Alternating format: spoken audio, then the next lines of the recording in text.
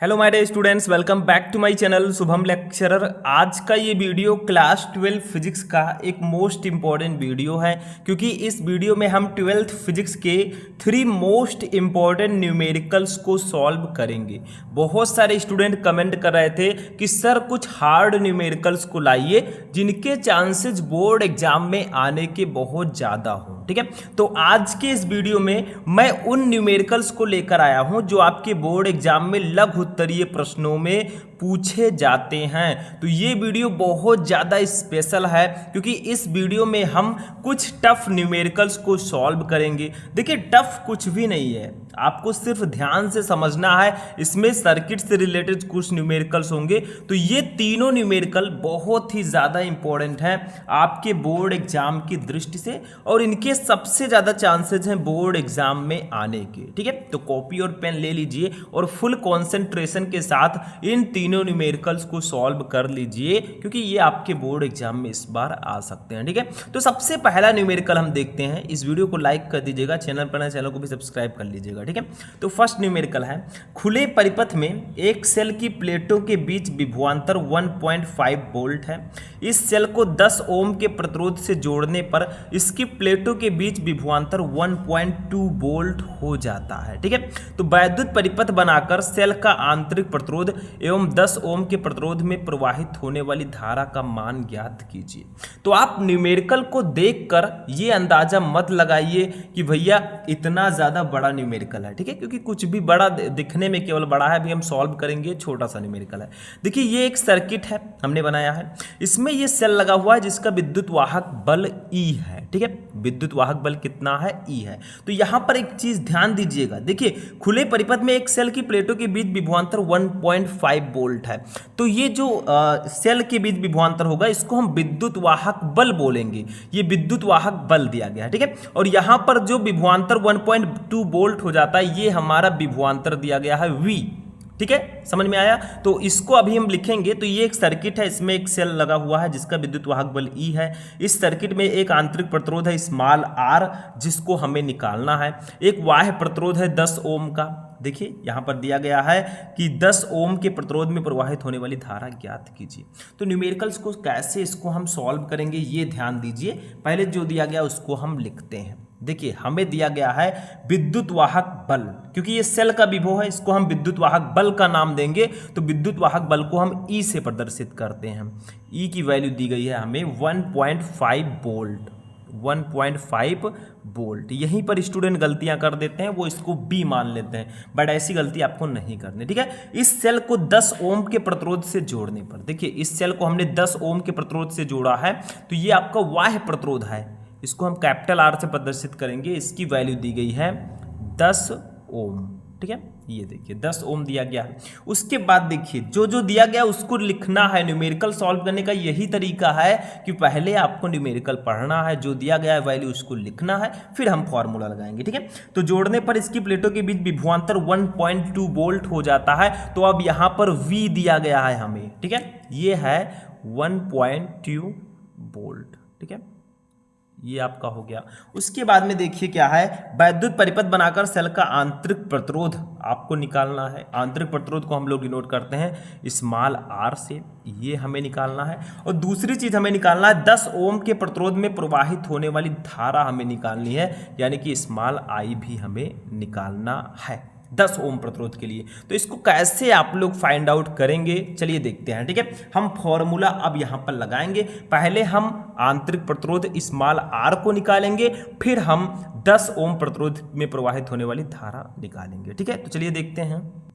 अब देखिए, सबसे पहला हमारा हेडिंग होगा सेल का आंतरिक प्रतिरोध। तो यहाँ पर लिखेंगे हम सेल का आंतरिक प्रतिरोध, आंतरिक प्रतिरोध। ठीक है, इसका एक फॉर्मूला होता है, वो आपको ध्यान में रखना है। फॉर्मूला इज मस्ट, फार्मूला बहुत इंपॉर्टेंट है आपके न्यूमेरिकल्स के लिए। इसको स्मॉल r से प्रदर्शित करते हैं। स्मॉल r इक्वल टू होता है E minus V into R। ठीक है, अपान V। ठीक है, अपान V। ये फॉर्मूला होता है सेल के आंतरिक प्रतिरोध का, ठीक है। बहुत सारे स्टूडेंट कहेंगे sir V equal to E minus I R हमने सुना था, लेकिन ये फॉर्मूला कहाँ से आया? तो देखिए जब मैं आंतरिक प्रतिरोध आपको पढ़ा रहा था तो ये फॉर्मूला भी मैंने आपको बताया था, वहीं से निकला है, ठीक है। अब इसमें जो जो वैल्यू दी गई है उसी को हम रख देंगे। देखिए R इक्वल टू ई की वैल्यू ऊपर दी गई है 1.5, इसको हम लिख देंगे 1.5 माइनस V की वैल्यू कितनी दी गई है 1.2, देखिए ऊपर सब दिया गया है 1.2 हो गया। R की वैल्यू कितनी दी गई है, देखिए 10 ओम, इसको लिख देंगे 10, ठीक है, इंटू 10 या ऐसे भी 10 आप लिख सकते हैं, ठीक है, अपान कैपिटल V की वैल्यू हमें दी गई 1.2, इसको ऐसे लिख देंगे, ठीक है। अब इसी को हम सॉल्व कर लेंगे भैया। R इक्वल टू हमारा हो जाएगा, देखिए 1.5 में से 1.2 जाएगा तो कितना बचेगा, देखिए 5 में से 2 जाएगा तो 3 बचेगा, और 1 में से 1 जाएगा 0 तो 0.3, ठीक है, इंटू 10 आपका ऐसे ही रहेगा, अपान नीचे 1.2 आप रहने दीजिए, ठीक है, नो चेंजेस। अब R इक्वल टू आपका क्या हो जाएगा भैया, 0.3 का 10 से गुणा होगा तो जो ये दशमलव एक अंक इधर जाएगा तो ये 3 आ जाएगा, अपान 1.2 आ जाएगा। इसको आप ऐसे भी डिवाइड कर सकते हैं, या फिर इस दशमलव को हम कट करेंगे तो यहाँ पर एक 0 बढ़ेगा, ये आपका आएगा 30/12। जब आप 30 को 12 से डिवाइड करेंगे तो आपका आएगा कितना, 2.5, ठीक है। डिवाइड करके आप देख लीजिए, इतना तो सबको पता है। तो R इक्वल टू हमारा आ गया भैया 2.5 ओम, ठीक है। आंतरिक प्रतिरोध का मात्रक भी ओम होता है।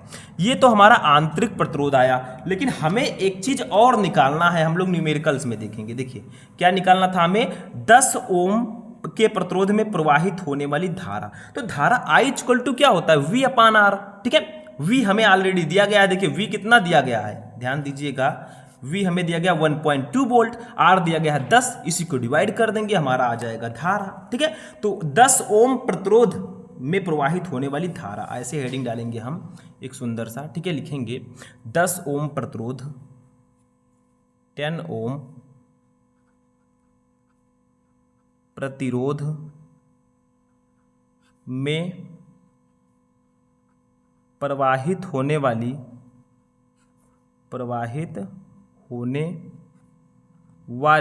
धारा। अब भैया धारा का मान देखिए, 10 ओम प्रतिरोध का मतलब क्या हुआ कि R की वैल्यू हमें 10 ओम दी गई है, ठीक है, 10 ओम। V की वैल्यू हमें कितनी दी गई है, V हमें ऑलरेडी पता है 1.2 वोल्ट दिया गया है, ठीक है। अब भैया यहाँ से I हम बड़े आराम से निकाल सकते हैं ओम के नियम से, ठीक है। तो I इक्वल टू क्या हो जाएगा, V अपान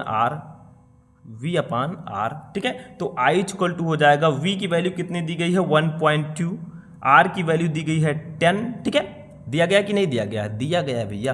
तो अब इसको आप चाहें तो डायरेक्टली डिवाइड कर सकते हैं, ठीक है, या फिर हम जब इसको डिवाइड करेंगे भैया तो ये जो दशमलव देखिए 1.2 को जब 10 से डिवाइड करेंगे तो ये दशमलव जो है वो एक अंक इधर आ जाएगा, तो ये हमारा आ जाएगा 0.12 एम्पियर, ठीक है, एम्पियर। अगर गुणा करते तो हमारा आ जाता 12, ये दशमलव इधर आता, भाग दिए हैं तो एक अंक इधर आ जाएगा लेफ्ट, तो ये आपका हो जाएगा धारा।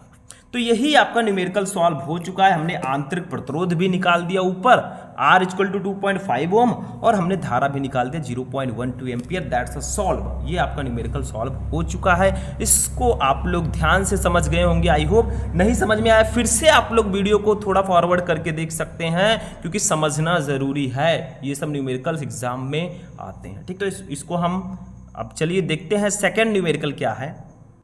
अब देखिए स्टूडेंट, सेकेंड न्यूमेरिकल देखते हैं। ये भी दिखने में बड़ा है और सॉल्व करने में भी थोड़ा लॉन्ग है, बट प्रॉब्लम नहीं लेने का मैं हूं, टेंशन नहीं, ठीक है। फर्स्ट देखिए, सेकेंड देखिए, 1 मिलीमीटर व्यास के चांदी के एक तार में 75 मिनट में 90 कूलाम आवेश प्रवाहित होता है। इसी 2 लाइन में 3 वैल्यू हमें दी गई है, व्यास दिया गया है, टाइम दिया गया है, आवेश की वैल्यू दी गई है 90 कूलाम, ठीक है।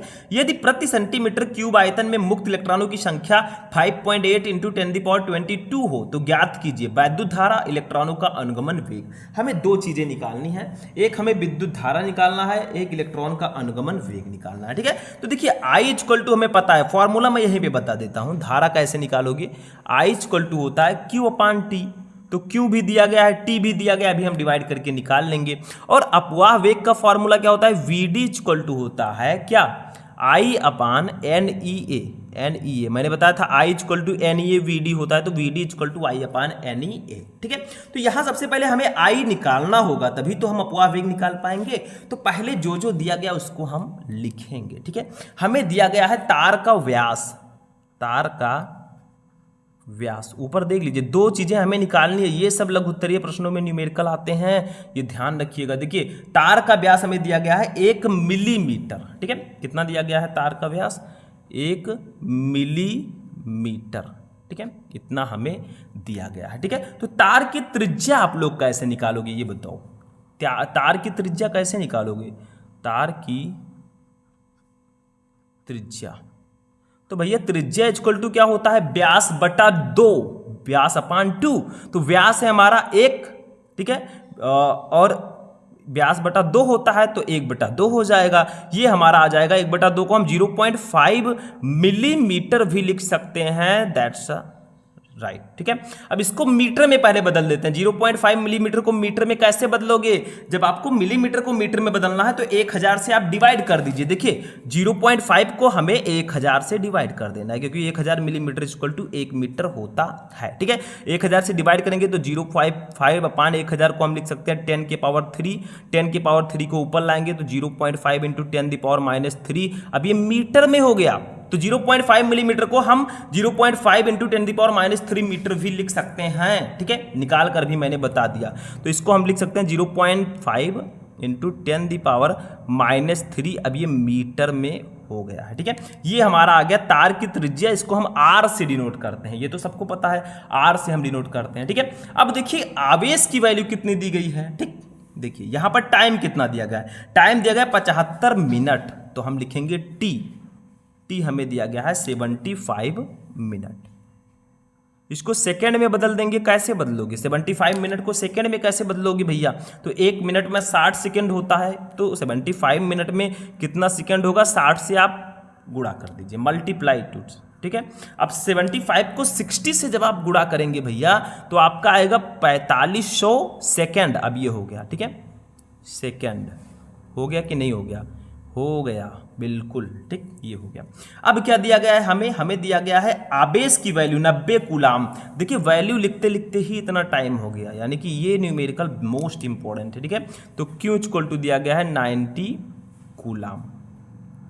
अब एक चीज और हमें दिया गया है, अब देखिए स्टूडेंट, हमें नेक्स्ट वैल्यू जो दी गई है वो है नंबर ऑफ इलेक्ट्रॉन्स। देखिए ऊपर दिया गया है, इसको ध्यान से समझिएगा, सबसे इंपॉर्टेंट टर्म है ये। देखिए क्या लिखा है? यदि प्रति सेंटीमीटर क्यूब आयतन में मुक्त इलेक्ट्रॉनों की संख्या 5.8 इंटू 10⁻22 हो तो ज्ञात कीजिए विद्युत धारा, इलेक्ट्रॉन का अनुगमन वेग। दो चीजें हमें निकालनी है। तो देखिए प्रति सेंटीमीटर क्यूब में ये दिया गया है इलेक्ट्रॉनों की संख्या 5.8 इंटू 10⁻22। तो हम कह सकते हैं कि जो इलेक्ट्रॉन का घनत्व है या इलेक्ट्रॉन की जो संख्या है वो हमें दी गई है 5.8।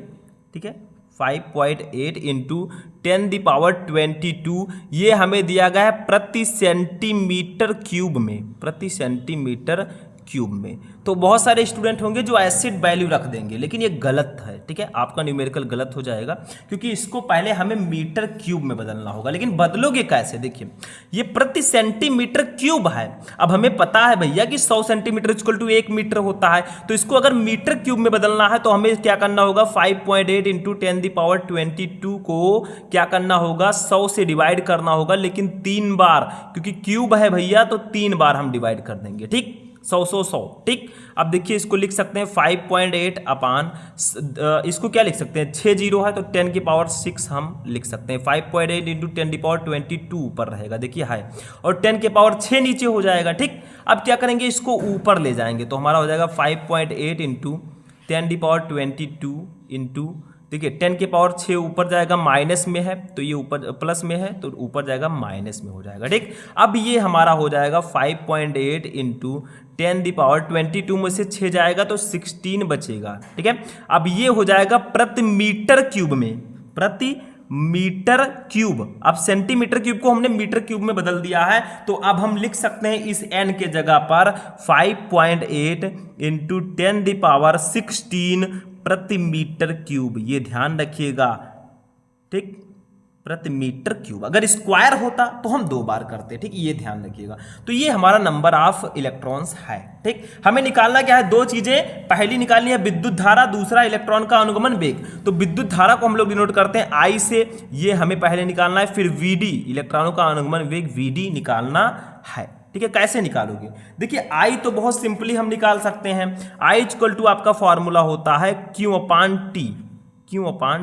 तो करेंगे क्या, इस Q को T से डिवाइड कर देंगे, I निकल आएगा, ठीक है। और VD का फॉर्मूला क्या होता है, VD का फॉर्मूला होता है I अपान NEA, ठीक है। इसमें देखिए I हमें पता है, अभी हम निकालेंगे, I पता हो जाएगा। नंबर ऑफ इलेक्ट्रॉन्स जो है वो हमने अभी निकाला है ये, ठीक है। ई क्या है, इलेक्ट्रॉन पर आवेश हमें पता है 1.6 इंटू 10⁻⁻19 होता है। ए है एरिया भी हमें निकालना होगा, लेकिन चलो पहले फर्स्ट स्टेप को निकालते हैं, विद्युत धारा को, ठीक है। तो पहले हम फर्स्ट निकालेंगे विद्युत धारा, ठीक है। विद्युत धारा को हम लोग डिनोट करते हैं I से। I कैसे निकालोगे, I इक्वल टू होता है Q अपान T, ये फॉर्मूला होता है, ठीक। कुछ नहीं करना, इसमें हमें क्या करना है, I इक्वल टू हमें लगाना है। Q की वैल्यू कितनी दी गई, ऊपर देख लो, Q की 90 दी गई है, T की 4500 दी गई है, ठीक है। तो इसको 90 लिखेंगे और T का लिखेंगे 4500, ठीक। इसको हम लिख सकते हैं, ध्यान दीजिएगा यहाँ पर इजीली कैसे सॉल्व करोगे। बहुत सारे स्टूडेंट जीरो को काट देंगे, फिर उसके बाद डिवाइड करेंगे, वो बहुत थोड़ा ज़्यादा हो जाएगा, ठीक है। लेकिन देखिए इसको कैसे लिखेंगे, 90 अपान 45 लिख सकते हैं, इंटू 10⁻²⁴ लिख सकते हैं। देखिए 45 इंटू 100 को हमने 10⁻²⁴ लिख दिया, बस। 4500 नीचे भी लिखा है, लेकिन दूसरी तरह से इसको कट करेंगे, 90 को 45 से तो 2 आएगा, 45 2 90, तो ये हो जाएगा 2 इंटू ये 10⁻² प्लस में ऊपर जाएगा 10⁻−2 हो जाएगा एम्पियर। ये तो हमारी धारा निकल आई भैया, धारा हमारी आ गई। अब हमें क्या निकालना है, दूसरी चीज। हमें पहला जो वैल्यू था वो निकल आया, हमारा क्या निकला, देखिए ध्यान दीजिएगा, ये हमारा निकला विद्युत धारा। दूसरा क्या है, इलेक्ट्रॉन का अनुगमन वेग निकालना है। मैंने बताया था अनुगमन वेग निकालने के लिए आपको क्षेत्रफल पता होना चाहिए। तो तार का अनुप्रस्थ क्षेत्रफल, तार का अनुप्रस्थ क्षेत्रफल, ठीक है।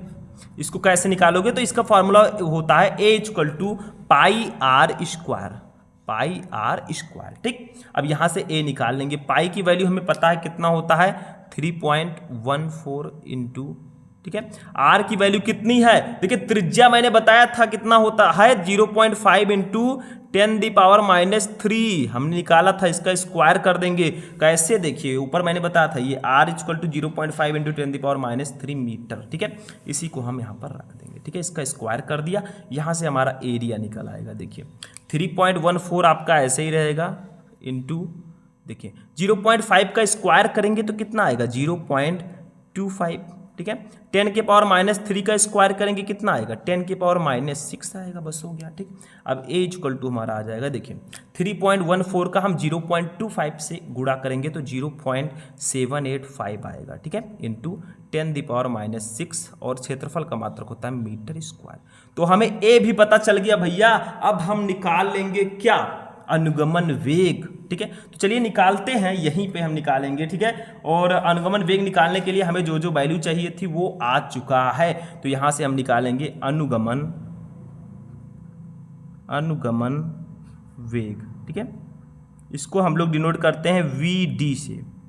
VD इक्वल टू फार्मूला होता है I अपान NEA, ठीक है, ये फॉर्मूला होता है, ठीक। I equal to NEA VD होता है, ठीक। तो VD equal to I upon NEA, तो VD इक्वल टू हमारा हो जाएगा, I की वैल्यू कितनी है ये अभी हमने निकाला है। देखिए थोड़ा सा देखिए यहाँ पे 2 इंटू 10⁻², नंबर ऑफ इलेक्ट्रॉन्स कितना है मैंने बताया था आप लोगों को, निकाल के भी मैंने दिखाया। देखिए यहाँ पर ये 5.8 इंटू 10⁻16, तो इसको यहाँ पर रख देंगे, ठीक है। 5.8 इंटू 10⁻16, एक इलेक्ट्रॉन पर कितना आवेश होता है, एक इलेक्ट्रॉन पर कितना आवेश होता है ये भी मैंने आपको बताया है, कितना होता है 1.6 इंटू 10⁻19। और एरिया कितना है भैया, एरिया भी अभी हमने निकाला था, ठीक है। एरिया हमारा आया था 0.785 इंटू 10⁻⁻⁶।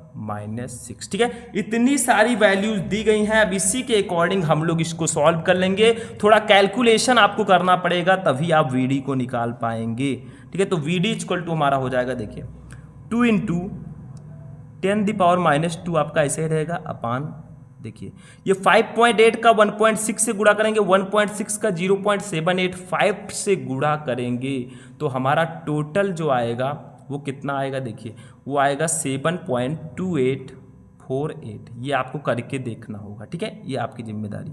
यहाँ पर मैंने कैलकुलेशन कर दिया, एक एक करूँगा तो बहुत टाइम लगेगा। ठीक है, अब देखिए यहाँ पर क्या हो जाएगा आपका, बाकी को हम लिख देते हैं। देखिए ये -19 है, ये -6 है, दोनों जुड़ जाएंगे। देखिए 10⁻16 को ऐसे लिख देंगे इंटू ये 10⁻−19 -6, तो दोनों मिलकर -25 हो जाएंगे। ठीक है, अब यहाँ से हम वी निकाल लेंगे इजीली। वी इक्वल टू हमारा हो जाएगा, देखिए ध्यान दीजिएगा, 2 इंटू 10⁻² अपान ये 7.2848 इंटू 10⁻16 है, ये 25 है। देखिए माइनस वाला बड़ा है तो 25 में से 16 जाएगा, 10⁻⁹ बचेगा। ठीक, ये ध्यान रखिएगा। अब यहाँ पर क्या करेंगे, वी डी इक्वल टू हमारा हो जाएगा, देखिए 2 इंटू 10⁻² इंटू ये 10⁻⁹ है, ऊपर ले जाएंगे 10⁻+9 हो जाएगा। ठीक है, अपान नीचे है 7.2848। ठीक, अब इसको सॉल्व कर लेंगे, डिवाइड करना पड़ेगा यहाँ पर। वी डी इक्वल टू हमारा हो जाएगा, देखिए 2, देखिए यहाँ से एक 10 हम ले लेते हैं। ठीक है, एक 10 को हम 2 से गुणा कर देंगे तो ये 20 हो जाएगा, इंटू ये 10⁻⁻² है, ऐसे ही रहेगा, इंटू यहाँ से एक 10 हमने निकाल दिया तो 10⁻8 बचा। देखिए सॉल्व करने का तरीका कितना बेटर। ठीक है, 7.2848 है। अब क्या करेंगे, 20 को 7.2848 से डिवाइड कर देंगे तो ये हमारा कितना आएगा आंसर, ये लगभग आएगा 2.74 ये आ जाएगा। आप करके देख सकते हैं। ठीक है, नो प्रॉब्लम। अब यहाँ से हम वी डी निकाल लिया हमने, वी डी इक्वल टू हमारा हो जाएगा, देखिए 2.74 इंटू 10⁻⁻² है, ये 8 है तो 8 में से -2 जाएगा, 10⁻6 बचेगा। यहाँ पर प्लस में आएगा, ये चीज़ ध्यान रखिएगा। प्लस में क्यों आएगा, क्योंकि 8 बड़ा है, प्लस वाला हमारा बड़ा है, तो ये कितना आ जाएगा हमारा। ठीक है, तो ये आपका प्लस में आएगा 2.74 इंटू 10⁻6 मीटर प्रति सेकंड। ठीक है, ये हमारा आ जाएगा आंसर। यही हमारा अनुगमन वेग होगा। ठीक, समझ में आ गया। तो दोनों स्टेप मैंने सॉल्व करवा दिए भैया। ठीक, बहुत ही इंपॉर्टेंट ये न्यूमेरिकल था, थोड़ा लॉन्ग था लेकिन बहुत ज़्यादा इंपॉर्टेंट ये न्यूमेरिकल आपके बोर्ड एग्जाम की दृष्टि से है। ठीक है, तो V D equal to 2.74 into 10⁻6 metre प्रति सेकेंड आपका आंसर आ चुका है। तो इसको आप लोग करेंगे नोट। फिर हम चलिए आगे बढ़ते हैं थर्ड न्यूमेरिकल। अब देखिए स्टूडेंट, थर्ड न्यूमेरिकल क्या है, थोड़ा सा इजी है बट इंपॉर्टेंट है। देखिए सिल्वर के किसी तार का 27.5 डिग्री सेल्सियस पर प्रतिरोध 2.1 ओम है और 100 डिग्री सेल्सियस पर प्रतिरोध 2.7 ओम है। सिल्वर का प्रतिरोधकता ताप गुणांक ज्ञात कीजिए। मतलब आपको कहा गया कि सिल्वर की किसी तार का 27.5 डिग्री सेल्सियस पर प्रतिरोध जो है वो 2.1 ओम है और 100 डिग्री सेल्सियस पर प्रतिरोध 2.7 ओम है। तो सिल्वर का प्रतिरोधकता ताप गुणांक आपको ज्ञात करना है। तो हमें यहाँ पर दो चीजें दी गई हैं। देखिए यहाँ पर किसी तार का 27.5 डिग्री ये पहला टेम्परेचर है और 100 डिग्री सेल्सियस ये दूसरा टेम्परेचर है। ठीक है, तो फर्स्ट टेम्परेचर हमें जो T1 दिया गया, टेम्परेचर को हम T से डिनोट करते हैं, T1 है हमारा 27.5 डिग्री सेंटीग्रेड। ठीक है, और T2 कितना है 100 डिग्री सेंटीग्रेड, 100 डिग्री सेंटीग्रेड। ठीक है, अब यहां पर दूसरी कंडीशन क्या है, ध्यान दीजिएगा। यहां पर हमारा R1 कितना है, देखिए R1 है 2.1 ओम, तो क्योंकि प्रतिरोध को हम R से डिनोट करते हैं तो R1 हमारा है 2.1 ओम। ठीक है, R2 कितना है 2.7 ओम, 2.7 ओम। ठीक है, हमें निकालना क्या है यहाँ पर, प्रतिरोधकता ताप गुणांक, इसको अल्फा से प्रदर्शित करते हैं, ये हमें निकालना है। ठीक है, तो सिल्वर की यहाँ पर हेडिंग डालेंगे सिल्वर, बस एक फॉर्मूला लगाना है। ठीक है, सिल्वर की प्रतिरोधकता का ताप गुणांक, ठीक है, ये हमें कितना, इसका फॉर्मूला क्या होता है, इसका फॉर्मूला होता है अल्फा इक्वल टू होता है R2 minus R1, R2 minus R1 अपान R1 into T2 minus T1, ये फॉर्मूला होता है। मतलब R2 में से R1 को घटा देना है और नीचे R1 लिखकर T2 में से T1 को घटा देना है। ठीक, इसी को सॉल्व कर लेंगे भैया, ये फॉर्मूला याद रखिएगा। R2 की वैल्यू हमारी देखिए ऊपर है 2.7 ओम, R1 की वैल्यू है 2.1 ओम और R1 की वैल्यू है 2.1 ओम और T2 की वैल्यू है 100 डिग्री सेल्सियस, T1 की है 27.5। तो 100 डिग्री सेल्सियस, ठीक है, 100 डिग्री लिख सकते हैं यहाँ पर हम, ठीक है, या आप 100 केवल लिख दीजिए और T1 की वैल्यू है 27.5, ठीक है। इसी को हम सॉल्व कर लेंगे, न्यूमेरिकल लग जाएगा, ठीक है। तो 2.7 में से 2.1 जाएगा तो 0.6 बचेगा कि नहीं बचेगा, बचेगा। नीचे क्या है 2.1 इंटू 100 में से 27.5 जाएगा तो आपका 72.5 बचेगा, ठीक। बस इसी को सॉल्व करते हैं, थोड़ा सा स्टेप और है। अल्फा इक्वल टू हमारा हो जाएगा, ध्यान दीजिएगा कितना हो जाएगा ये 0.6, तो आपका ऐसे ही रहेगा, इसको रहने देते हैं ऐसे, ठीक है। अपान 2.1 का 72.5 से गुणा होगा तो ये हमारा आ जाएगा 152.25। अब भैया इसको आप डिवाइड कर लीजिएगा, डिवाइड तो करना पड़ेगा फिजिक्स से, ठीक। इसको जब हम डिवाइड करेंगे तो फाइनली हमारा आंसर आएगा 0.0039 डिग्री सेंटीग्रेड इनवर्स, ठीक है, ये आंसर आ जाएगा। तो अल्फा इक्वल टू हमारा आ गया 0.0039 डिग्री सेंटीग्रेड इनवर्स, ठीक, ये हमारा आंसर आ जाएगा, यही प्रतिरोधकता ताप गुणांक हो जाएगा, ठीक। तो ये था हमारा थर्ड न्यूमेरिकल और यही हमारा लास्ट न्यूमेरिकल है। तो जो स्टूडेंट चाहते थे थोड़ा टफ न्यूमेरिकल लेकर आऊं वो मैं इस वीडियो में लेकर आया। तो किसी और टॉपिक पर वीडियो चाहिए वो भी आप कमेंट करके मुझे बता सकते हैं, मैं उस पर वीडियो लाऊंगा, ठीक है। तो चलिए मिलते हैं हम नेक्स्ट वीडियो में नेक्स्ट टॉपिक के साथ, तब तक के लिए जय हिंद।